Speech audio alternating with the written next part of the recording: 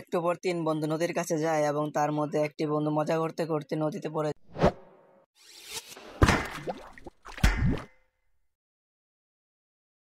রাহাত, তামিম, আরিফ তিন বন্ধু ছোটবেলা থেকে একসঙ্গে স্কুলে যাওয়া, খেলাধুলা করত এবং গল্প করত। তারা তিনজন মিলে সিদ্ধান্ত নিল একটি জায়গায় ঘুরতে যাবে। তারা যা করতো সব একসাথেই করত। তাদের বন্ধুত্ব ছিল অটুট, কেউ কাউকে ছেড়ে থাকতে পারতো না।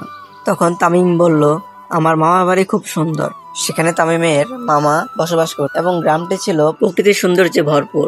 তারা তিনজনই সেই গ্রামের উদ্দেশ্যে রওনা হলো এবং তারা হাঁটতে হাঁটতে সেই গ্রামে পৌঁছে গেল। গ্রামে পৌঁছাতেই গ্রামের শীতল আবহাওয়া, সবুজ প্রকৃতিতে ঘেরা মাঠ এবং পাখিদের কিচিমিচিতে তাদের মন যেন ভরে গেল।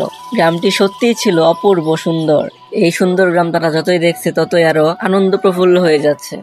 তারা তিন বন্ধু যখন তার মামার বাড়িতে এসে পৌঁছায় তখন তার মামা খুব খুশি হয়।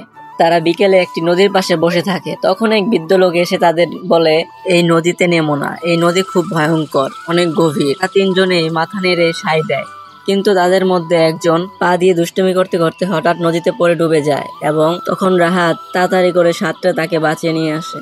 তারা আবার শহরের উদ্দেশ্যে রওনা হয় এবং তারা রাহাতের বাড়ি গিয়ে আড্ডা দেয়। তারা তিনজনই বুঝতে পারে সত্যিকারের বন্ধুত্ব বিপদের সময় বোঝা যায়।